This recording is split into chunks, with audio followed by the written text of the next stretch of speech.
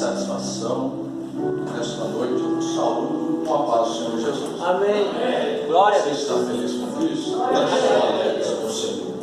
Grandes coisas tem feito com Deus por nós, e por isso aqui podemos chegar mais esta noite para juntos louvarmos e bendizer o nome daquele que é todo-poderoso, porque Ele tem provido todas as coisas em nossas vidas. Glória. E que podemos chegar aqui para prestar um culto de louvor e adoração a esse Deus tão poderoso. Eu quero aproveitar que você está em pé já, convidar você a tomar em suas mãos a santa palavra de Deus e abri-la no Evangelho segundo escreve Mateus, capítulo de número 16, onde farei menção apenas do versículo de número 24. Evangelho de Mateus, capítulo de número 16, versículo 24. Quando você procura, eu aproveito para externar a minha gratidão ao bom Deus, o privilégio que me é dado mais esta noite, poder falar a sua palavra, poder retornar a essa casa, para uma vez mais cooperar com o meu povo. Minha gratidão a Deus. Deus já fez na minha vida muito além daquilo que eu pensava, do que eu esperava, e dentro de tudo aquilo que Deus tem feito na minha vida, Deus tem me dado amigos, como os irmãos aqui da Unção Ágape. Louvo a Deus pela vida do pastor André, do Michele, toda a família do Unção Ágape. É um privilégio ser amigo de vocês, um privilégio poder servir essa igreja todas as vezes que me é dada a oportunidade. Já há longos anos, nós estamos com essa amizade, e o pastor André é sempre muito gentil conosco, a igreja é muito receptiva todas as vezes que aqui estamos. Eu devo 2 pedidos de perdão aos irmãos, Primeiro porque alguns dias atrás, eu tinha marcado com o irmão Denildo, pedi perdão para ele, acabei fazendo uma confusão de agenda, não passei ali na agenda na data correta, e aí o irmão, na semana que eu vi aqui, ele me lembrou que eu estava marcado para ir lá. Mas o irmão Rodrigo, fiquei feliz dos irmãos terem conhecido e gostado do irmão Rodrigo. O Rodrigo já é meu aluno há 3 anos, nós estamos estudando aí um bom tempo junto, e o pessoal fala que quando vê ele pregar, vê eu pregar. Então ele tem vários lugares aí representar, o pessoal está quase gostando mais dele já do que eu. O problema é esse. Mas peço perdão aos irmãos também pelo atraso, toda vez eu me perco aqui em Hortolândia, eu venho aqui há muitos anos, mas mudou uma rua, você se perde, Então lá o centro está um monte de rua fechada, e ali nós perdemos um tempo ali, já saímos tarde. Então eu peço perdão aos irmãos, Deus continue abençoando o irmão Elton, o Tim Fogo Puro, a sua família. Deus em Cristo abençoe vossas vidas, todos os irmãos aqui desta casa. O texto que está em Mateus, capítulo de número 16, e o verso de número 24, nos diz da seguinte forma: Então disse Jesus aos seus discípulos: Se alguém quiser vir após mim, negue a si mesmo, tome a tua cruz e siga-me. Amém. Sente-se. Em nome de Jesus. Glória a Deus. Meus irmãos, quando nós olhamos na palavra de Deus, cada ponto, cada vírgula escrita pela palavra de Deus, ela tem um fim e ela tem um propósito. A palavra de Deus, ela é perfeita. Embora nós tenhamos em torno de 40 escritores que escreveram a Bíblia, na verdade o autor da Bíblia é uma única pessoa, o nosso Deus. Por isso esses homens que escreveram a Bíblia nada mais são do que como penas na mão do próprio Deus. Esses homens que escreveram a palavra de Deus não escreviam aquilo que estava na mente deles ou no coração deles. Eles escreviam exatamente aquilo que Deus queria que eles escrevessem.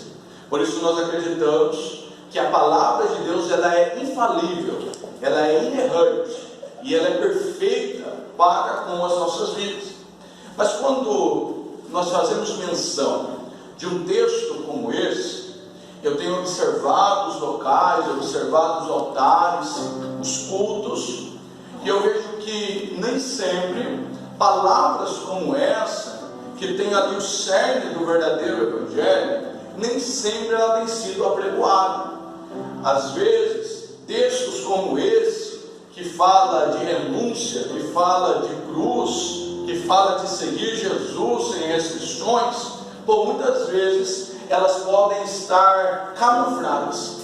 Olhando a igreja moderna, eu pude descobrir que existem alguns tipos de mensagens, alguns tipos de pregações, e isso me preocupa muito, devido à importância da palavra de Deus. Alguém já disse que aonde se prega errado, quanto mais se prega, pior fica, ao invés de melhorar. Quando se prega errado, se leva a pessoa cada vez mais para o erro, e mais distante de Deus estará essa pessoa. Por isso, quando eu classifico os tipos de mensagem de hoje, eu vejo um primeiro tipo. E o primeiro tipo de mensagem que às vezes nós ouvimos são mensagens que simplesmente não são evangelho. O que não é evangelho e é pregado? É que algumas pessoas, por inocência, por simplicidade às vezes, ou simplesmente porque não se esforçam quanto deviam para entender e interpretar a palavra de Deus, essas pessoas, ao tomarem o altar, elas não falam de Deus, elas não falam da Bíblia, elas falam de si mesmo. Eu não posso tomar o altar e vir aqui contar a respeito da minha mãe, do meu pai que está aqui, dos meus filhos. Eu não posso fazer do altar o diário da minha vida.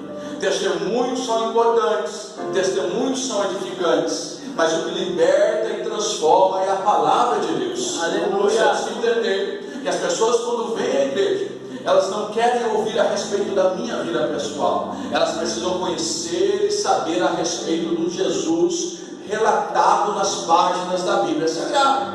Haja vista que é muito mais fácil eu falar da minha vida do que da palavra, porque a minha vida, eu vivo ela constantemente. É muito simples eu relatar o tipo de mensagem que a pessoa começa a contar da hora que ela acordou, o que ela comeu no café da manhã, e ela vai tornando cansativa. Embora possa haver uma edificação, quando eu falo de mim, não pode haver batismo do Espírito Santo. Quando eu falo de mim, os demônios não são expulsos, porque todo o poder não está no meu nome, mas está no nome de Jesus. Aleluia! Eu não posso deixar de falar do nome de Jesus, porque o nome de Jesus é insubstituível. Por isso eu sempre repito dizendo: fale muito pouco de você, fale nada dos outros, mas fale muito de Jesus, aonde você estiver, com quem você estiver, porque essa é a vontade de Deus.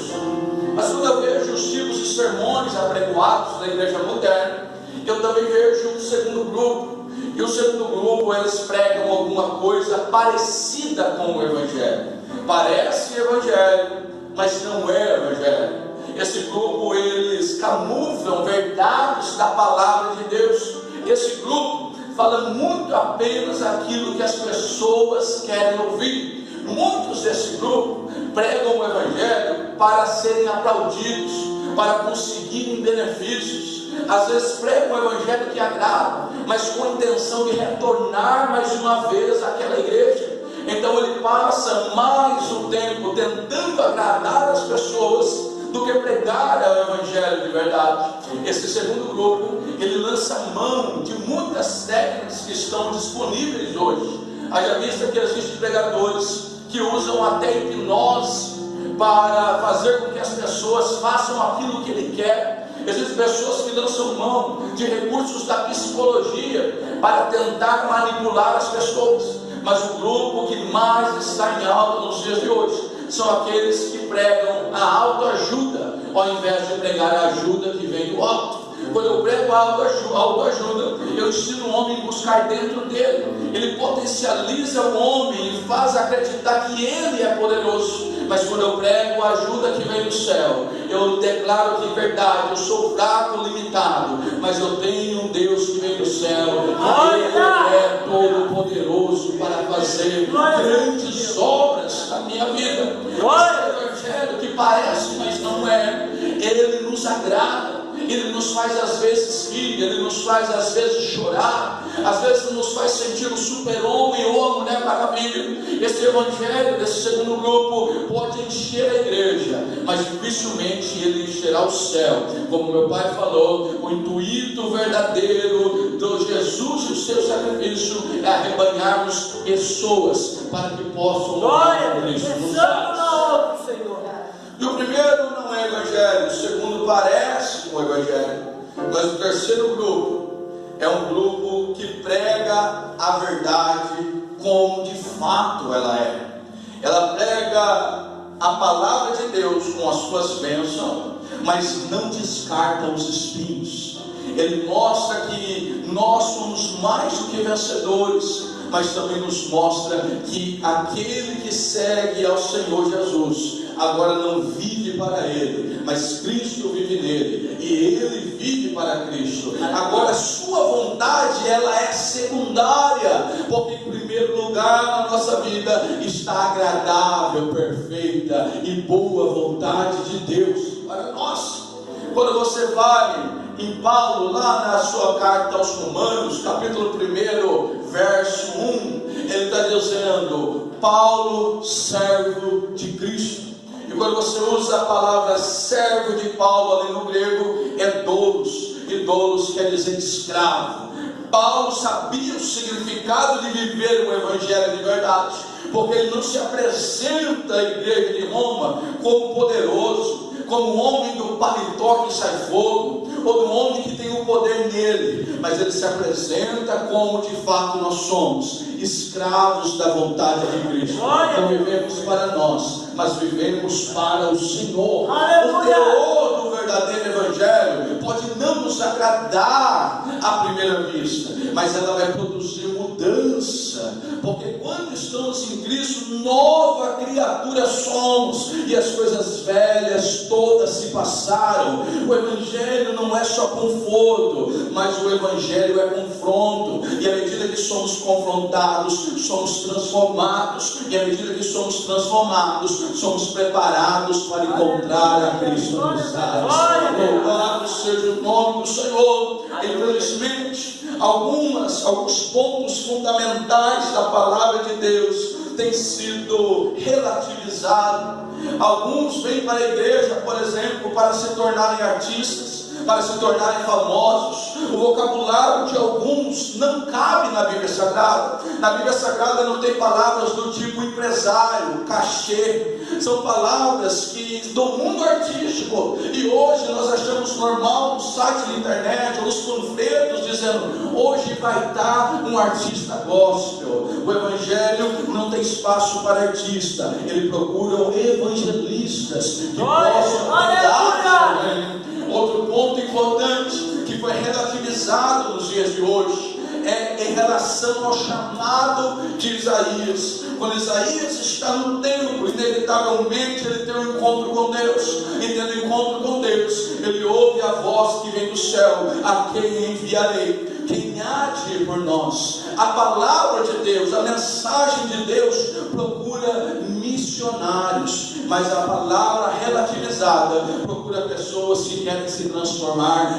milionários. Deus chama para evangelista e não artista, e Deus chama as pessoas para serem missionárias e não milionárias, como é apregoada nos dias de hoje. Veja que o texto que ora nós lemos, quando o Senhor disse: alguém quiser vir após mim, primeiro passo, negue a si mesmo. Segundo passo, tome a sua cruz. Terceiro passo, siga-me. Esta é a verdade que eu quero vos trazer ao coração de todos os irmãos na noite deste dia. Quando eu vejo Mateus, capítulo de número 16, que é o mesmo texto que está em Lucas, capítulo 9, verso 23, eu consigo entender o que é que o Senhor estava dizendo. Às vezes, alguém diz assim: para você entender a Bíblia, você lê a palavra e vê o que a palavra fala para você. Mas existe um erro aí. Na verdade, a primeira leitura bíblica você deve ler e entender o que o autor estava falando para aquelas pessoas. Porque eu oscilo muito e eu posso enxergar na palavra aquilo que não está na palavra, mas quando eu busco o propósito real da Escritura, eu consigo chegar e entender para que e para quem ele estava escrevendo isso. Para entender a palavra de Deus, eu tenho que entender quem está escrevendo, em que tempo ele está escrevendo, por que ele está escrevendo e e quem está recebendo esta palavra. O texto que ora eu menciono: se alguém quiser vir após mim, negue a si mesmo, tome a tua cruz e siga-me. Ela é muito lembrada, às vezes nós falamos até de cor,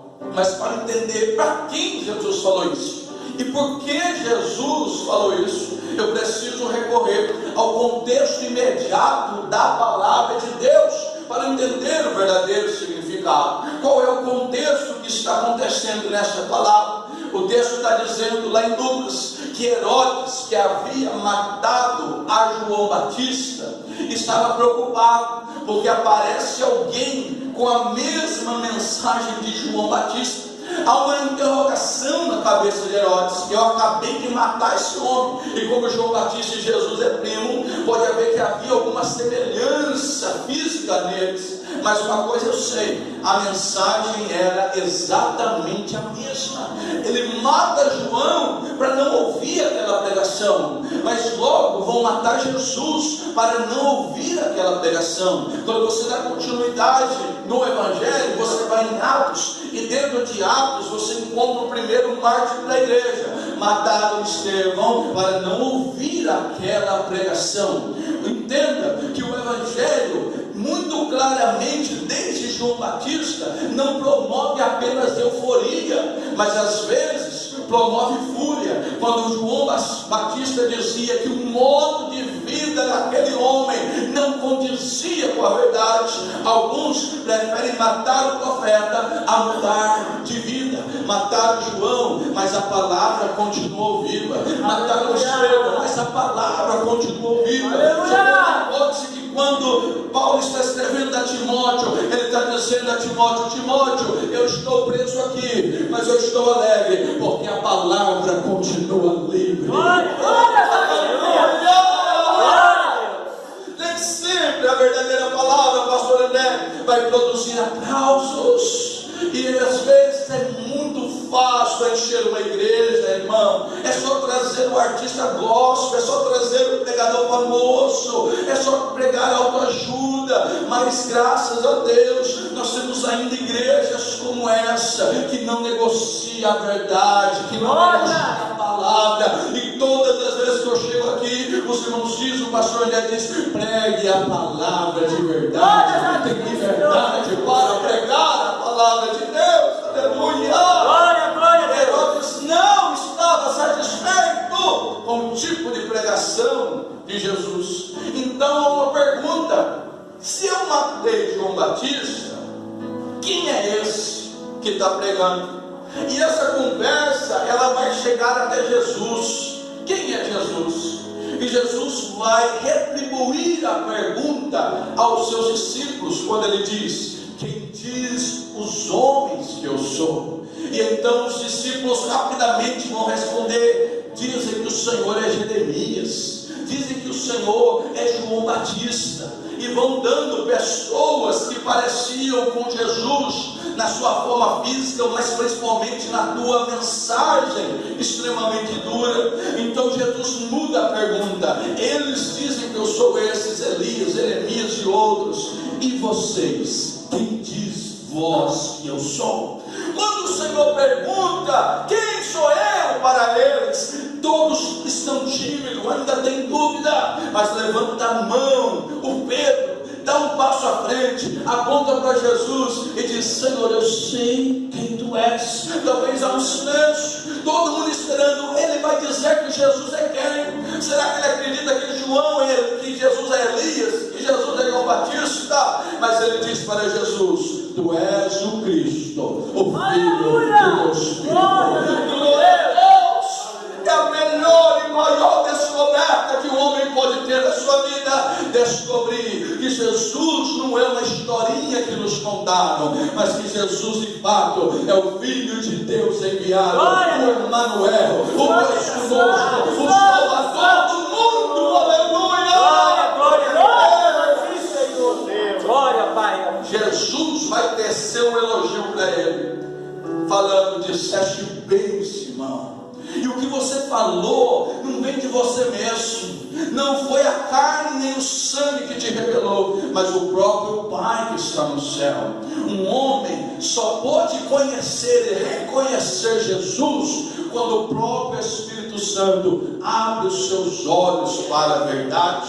Agora Pedro está feliz, porque quando nós reconhecemos Jesus como Salvador, vem uma alegria no nosso coração, uma alegria inexplicável, porque alguém aqui pode estar cheio de problema em casa, pode estar cheio de dívidas, pode estar com abacaxi para resolver amanhã, depois de amanhã, mas mesmo assim ele consegue chegar aqui, glorificar a Deus, sorrir, ouvir a palavra de Deus. Sabe o que é isso? É que a nossa alegria não vem das coisas do mundo, mas a alegria vem do Jesus que nos resgatou e nos salvou, nos tirou das trevas e nos trouxe para a sua preciosa luz. E hoje não andamos apenas por vista, mas andamos por fé. Fé naquele, aleluia, que é o autor da nossa fé, aleluia, glória a Deus.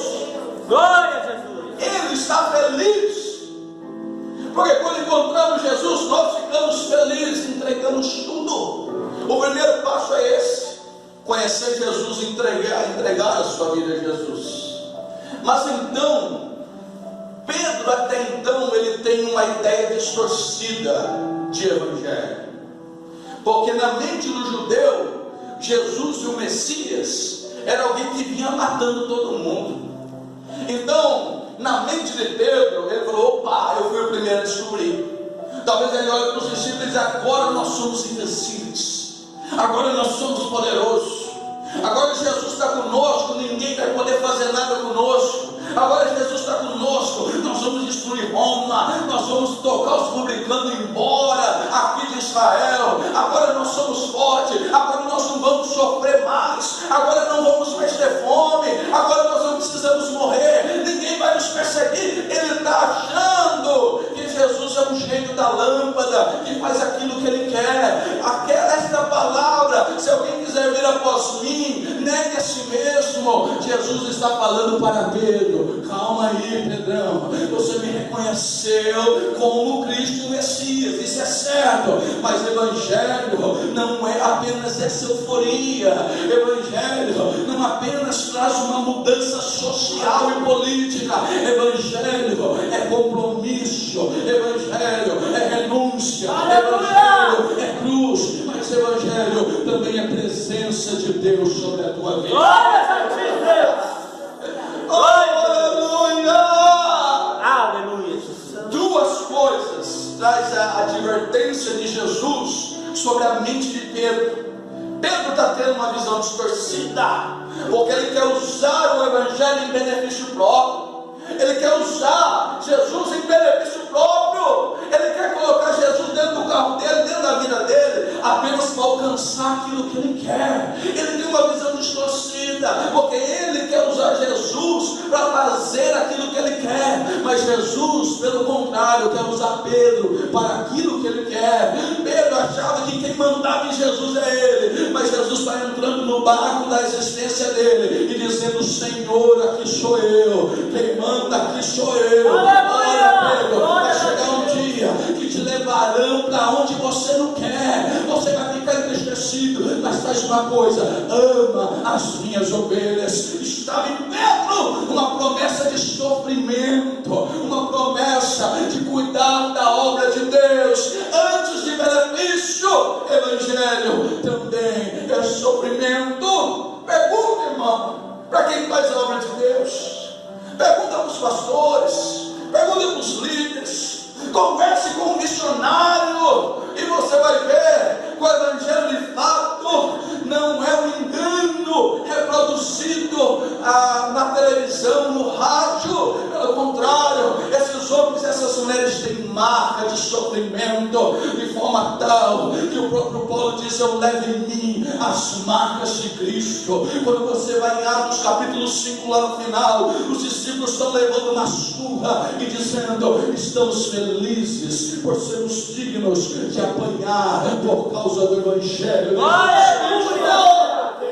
Aleluia!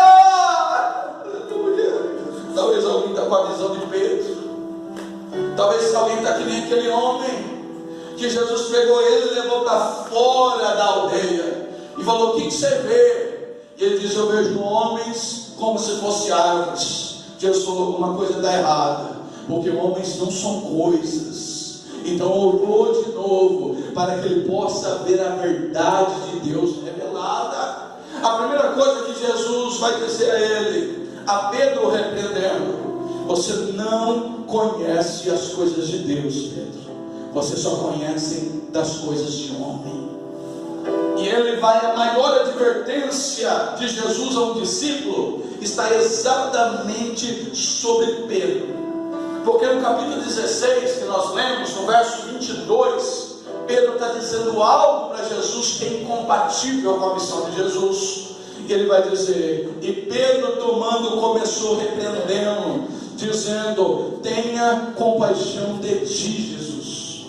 Olha a pregação de Pedro para Jesus: Jesus, compadeça do Senhor, tenha misericórdia do Senhor. Ninguém pode tocar, ninguém pode ferir ao Senhor. Pedro havia recebido Jesus, mas não havia entendido o plano de salvação. Por que Pedro diz isso no versículo 22? Porque no versículo 20 e 21 Jesus está dizendo: agora é necessário que eu seja entregue aos escribas e os fariseus. Eu vou a Jerusalém, lá serei judiado, lá eles me matarão, mas ao terceiro dia eu ressuscitarei. Quando Pedro ouve isso, diz: não, esse não é o evangelho que eu acredito. Tem misericórdia de ti, Jesus. E o Senhor diz: não, Pedro, você não entendeu nada. Você cuida das coisas do homem, mas sabe muito pouco das coisas de Deus. Aleluia. Glória a Deus.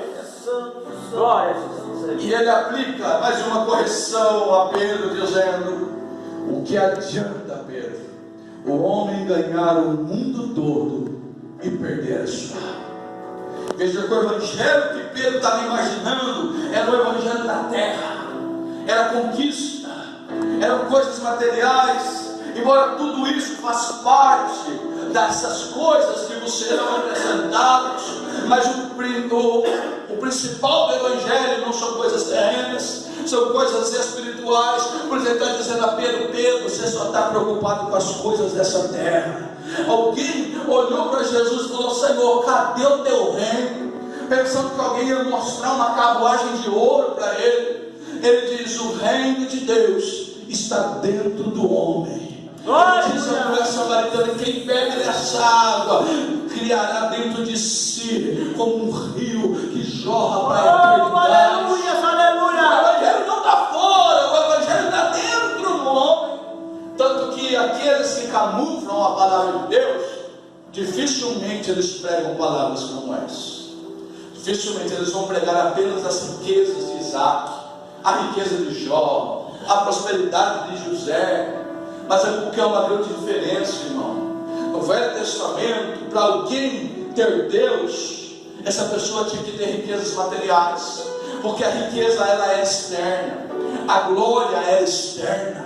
A prova disso é o templo de Salomão, todo adornado de ouro, de prata, de bronze, de madeira, porque a glória era visível, a glória era externa, precisava ver a glória. Mas quando você vai no profeta Ageu, quando o templo está destruído e começando a levantar, o profeta Ageu vai dizer: a glória da segunda casa vai ser maior do que a da primeira. Mas a segunda casa foi edificada, e na segunda casa não tinha prata, não tinha ouro, não tinha pedra preciosa, mas foi a casa que Jesus entrou dentro dela para ensinar o povo. Veja que no Novo Testamento a glória não é para fora, a glória é dentro do homem.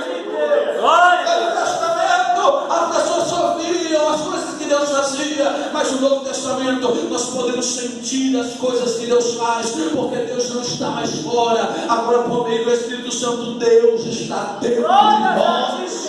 Santo, santo, aleluia. Glória a Deus. No mesmo contexto de Mateus 16 e de Lucas 9, o Senhor vai falar uma outra palavra muito séria e pouco pregada, corrigindo Pedro na visão dele. Ele diz: Pedro, aquele que tentar ganhar a sua vida aqui, esse vai perder.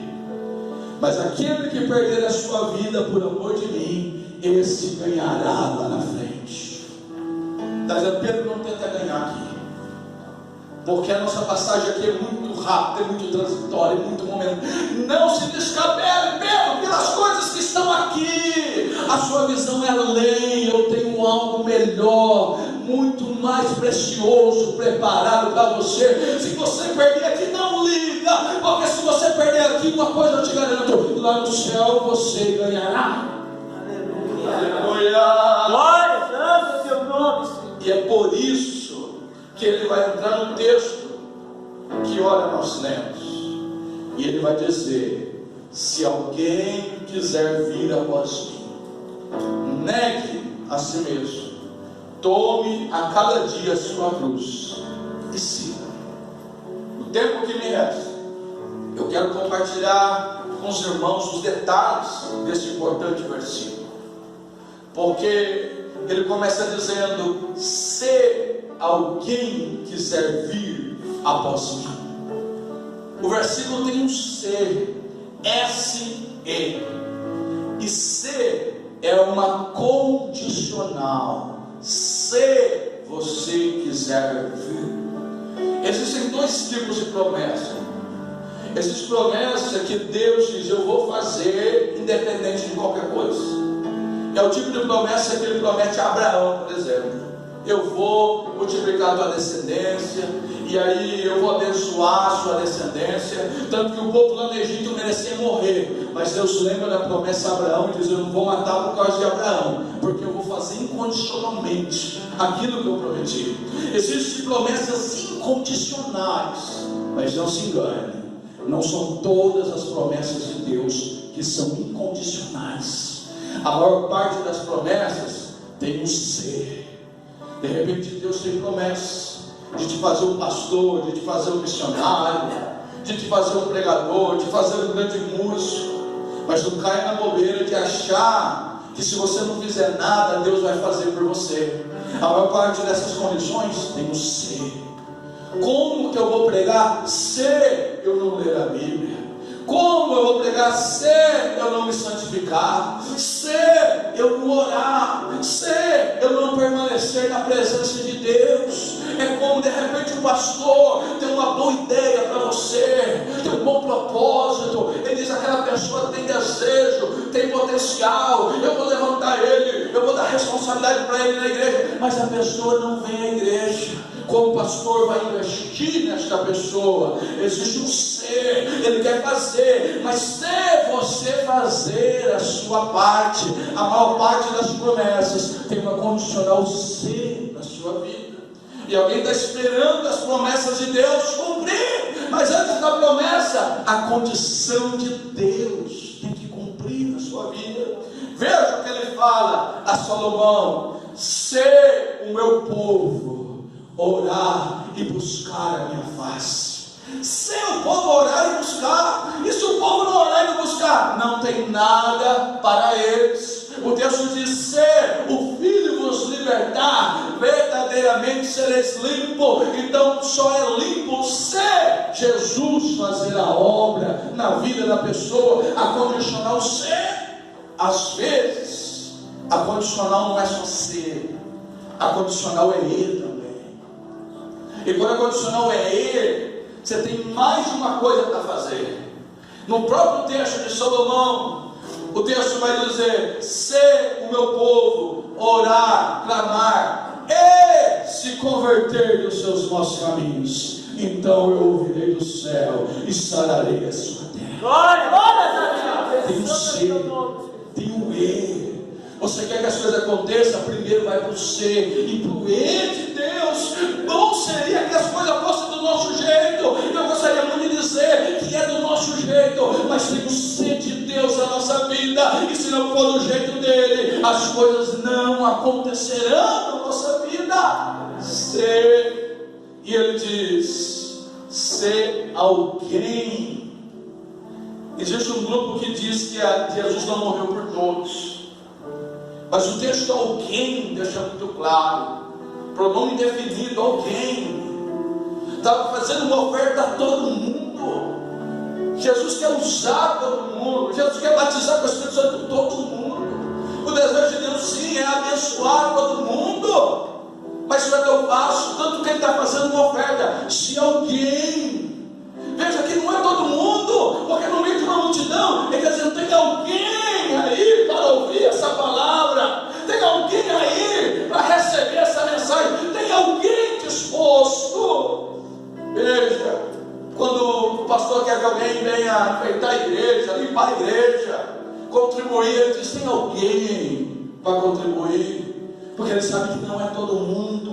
O Senhor não precisava perguntar. Então ele está dizendo, tem alguém, por quê? Porque não é tão simples, não é tão fácil. Tem que haver renúncia, tem que aceitar o Evangelho de verdade. Se alguém fala de oportunidade, alguém ouvir a minha voz, alguém se converter nesses nossos caminhos, Isaías vai dizer, quem deu crédito à nossa pregação? Ali é um pronome de dúvida e de interrogativa. Quem? Alguém. Veja que há uma procura. Deus procura um homem desde a fundação do mundo, mas o homem sempre quis Deus, mas do jeito dele. Deus está procurando alguém para me servir do meu jeito. Aleluia. Não se engane. Você não pode servir a Deus do teu jeito. Você não pode, o ser é de Deus, não é seu. Se Deus quiser eu faço, não caia nesse lodo. Pelo contrário, olhe para o céu e me diga, fala, porque o teu servo ouve. Glória a Deus. A condicional é de Deus, quem manda é Deus. Se alguém ouvir essa mensagem nessa noite, Deus poderá revelar o desejo dele a essa vida.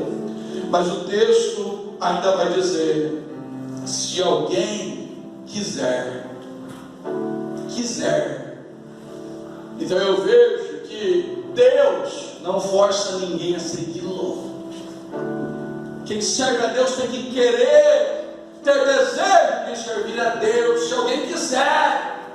Porque o pai e a mãe empurram até um tempo, o avô empurra até um tempo, o pastor vai até algum tempo, mas se não quiser, Deus não recebe. Uma coisa que Deus não aceita é coisa obrigada, é coisa forçada.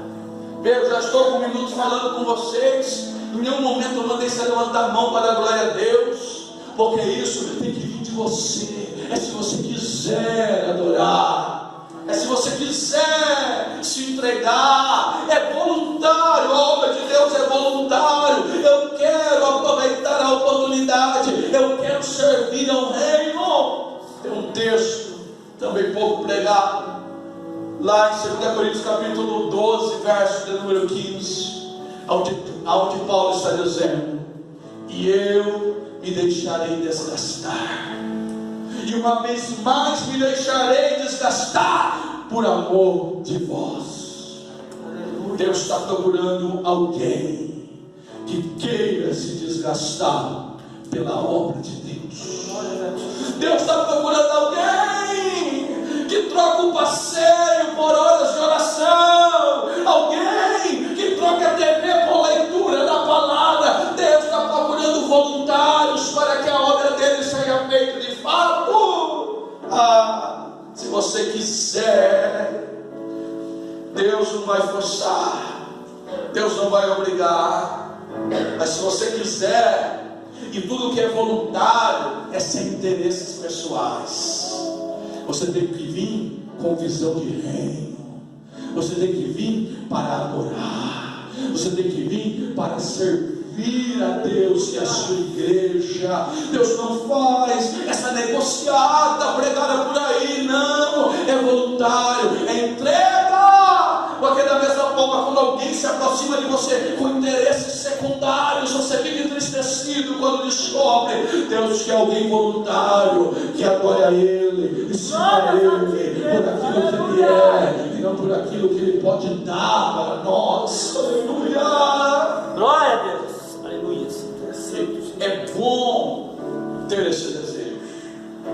Você veio aqui porque você teve desejo de adorar a Deus essa noite. Você teve o desejo, você está aqui porque você tem o desejo de ouvir essa palavra. E ter o desejo é maravilhoso, mas não vai só até aí. Existe uma plataforma maior que o desejo. Porque o desejo, a mesma hora que ele existe, ele passa. Quantas vezes você viu lá nas vitrines da cidade alguma coisa e falou, eu preciso comprar. Mas você não precisava, era um desejo. No outro dia você não voltou lá para comprar. Passou anos e você não comprou. Você teve um desejo momentâneo. O problema do desejo é que o desejo também passa. Quantos desejados está aqui hoje não estão mais? Passou o desejo de servir a Deus. Se você tem desejo, é bom. Só que existe algo melhor do que desejo. É quando você tem necessidade. Desejo passa. Desejo você dar uma enganada. Desejo você dizer amanhã, depois de amanhã, o ano que vem. Mas quando há uma necessidade, também é prioridade. Quando tem necessidade, ou você tem aquilo, ou você morre. Ou você tem aquilo, ou te dá um troço. Eu sei que veio gente aqui porque tem desejo de adorar a Deus. Mas também teve gente que veio porque tem uma necessidade de adorar a Deus. Aleluia. Que tem desejo, vai embora satisfeito. Talvez vai demorar 30 dias para voltar. Mas o que tem necessidade, amanhã ele quer de novo. Depois ele quer de novo. Porque ele precisa, ele tem necessidade. Aleluia. Alguém tem desejo da palavra, mas alguém tem necessidade de ouvir essa palavra, porque essa palavra modela a sua alma, queima no teu coração, muda a tua vida. Essa palavra é o alimento que mata a tua necessidade de coisas que vêm do céu. Necessidade, aleluia. Glória. Muito além do desejo. Se alguém quiser vir, se alguém quiser vir, a próxima palavra do texto é vir. E é bom vir. Jesus queria que todo mundo viesse. Quando eles vinde a mim, os cansados e oprimidos, que eu aliviarei. Jesus está feliz porque você veio. Vir é maravilhoso. Só que melhor do que vir é ficar. Não venha só dar uma olhada. Não venha só ver quem está. Não venha só ver como estão as coisas. Fica para servir a Deus. Fica para ajudar essa obra. Fica para sarar feridas. Fica para amar quem precisa. Fica para recepcionar quem vai chegar depois de você. A obra não é só vem, recebe o que você quer e vai embora. Você vem e fica para servir a Deus. Aleluia. Glória a Deus. Aleluia. 20.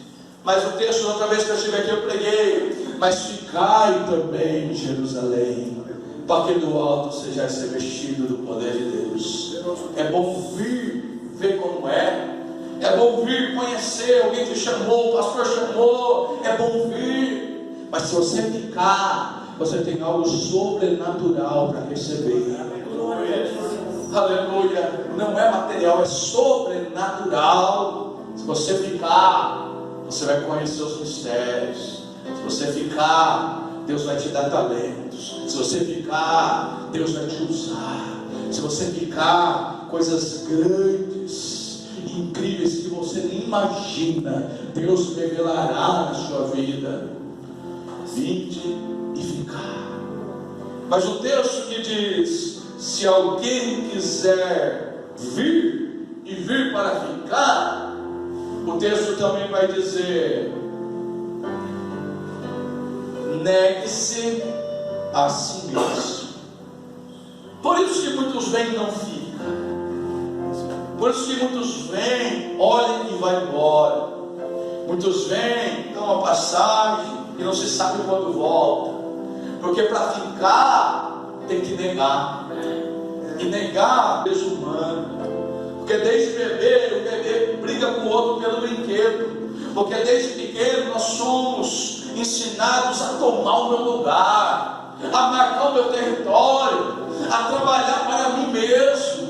Mas agora vem uma mensagem que só a obra de Jesus para alguém ficar. Porque em todo lugar que você ir, em toda seita que você ir, em toda religião que você ir, lá eles vão oferecer, vão dizer: faz o que você quer, aqui você vai ter, você não precisa se submeter a nada. Mas o evangelho, o cristianismo é diferente. Se você quiser ficar, você tem que negar a si mesmo. Isso é contrário ao que nós somos ensinados, isso é contrário à nossa natureza humana caída, porque quanto mais eu tenho, mais eu quero. Mas Jesus está dizendo: mais você deve negar a si mesmo. Aleluia! Negar a si mesmo. Ao invés de querer ganhar, e às vezes perder por amar alguém. O evangelho é diferente de cada vez ter mais. O evangelho é repartir.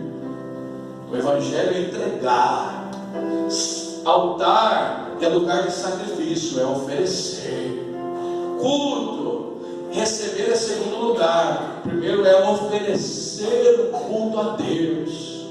Alguns lugares chamam culto de trabalho, tudo bem, mas eu gosto do nome culto, porque culto tem alguém sendo ovacionado, tem alguém sendo glorificado. Nós nos reunimos aqui para oferecer alguma coisa a esse Deus. E para isso, para oferecer, tem que negar a si mesmo, abrir mão.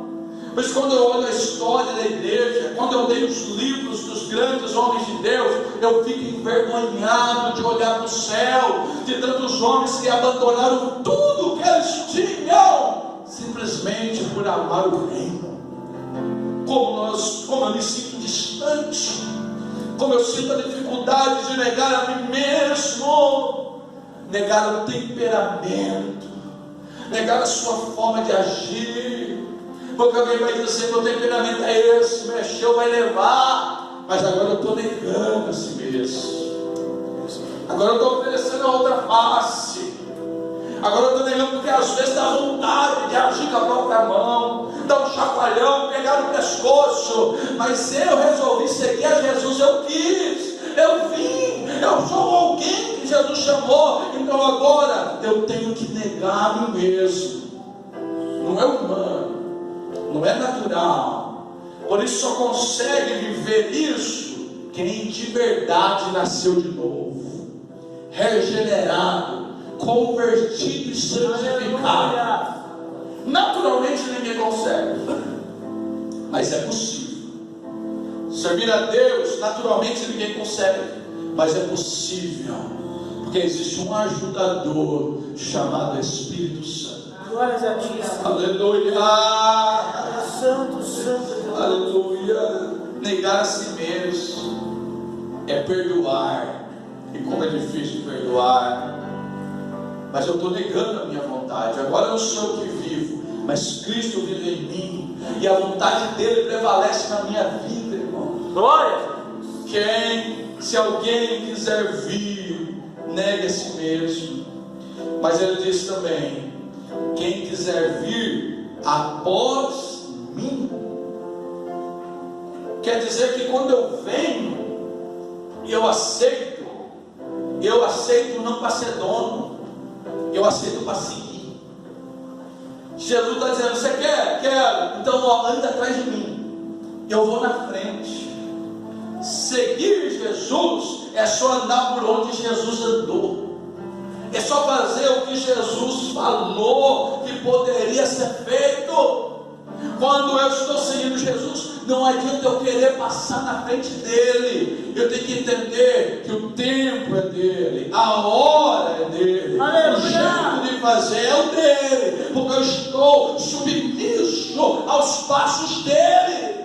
E quando eu não entendo os passos dele, fica a palavra de Deus. Por isso que seguir após mim é seguir a palavra de Deus.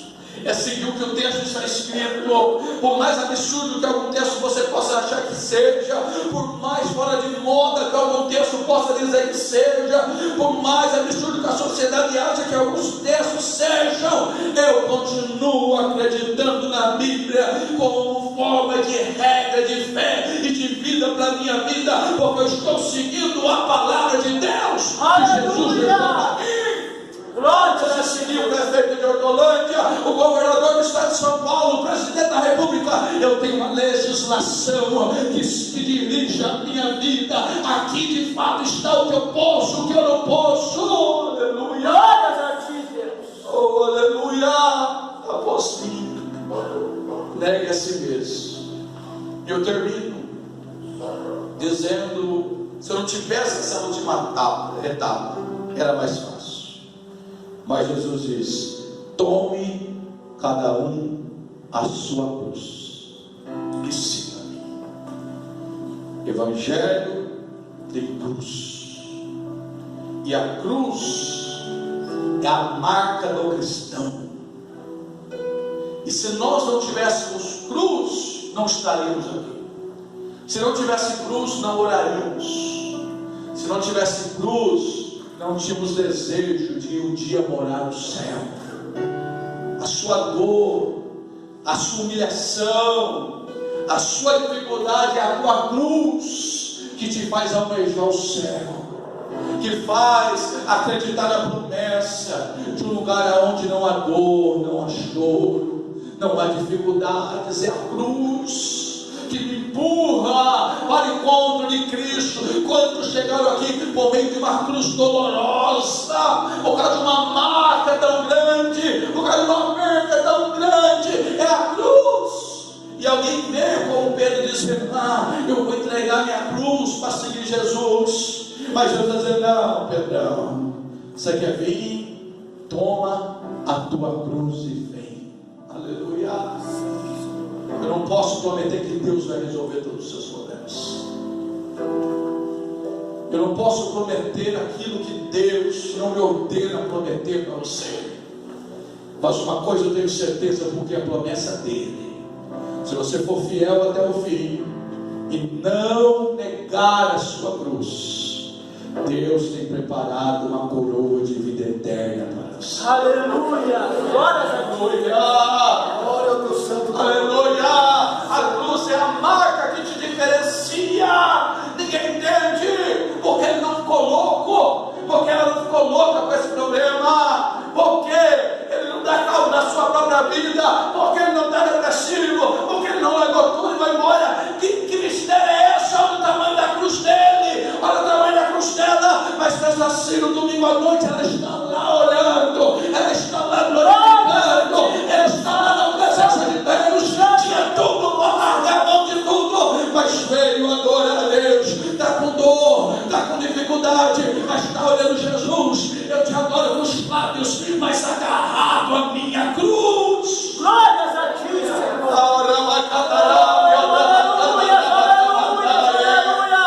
Às vezes dá vontade de largar a cruz, às vezes dá vontade de serrar a cruz, às vezes dá vontade de esconder a cruz, mas Deus está dizendo: leve a tua cruz com alegria. Ele não vai te dar cruz, mas Ele vai te dar graça para suportar.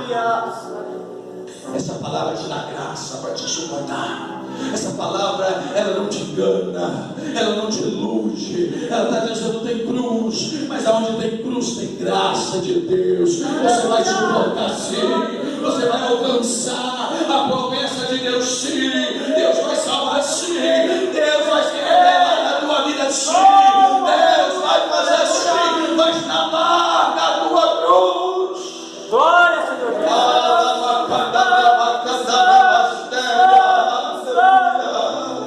Coloque-se em pé, por favor.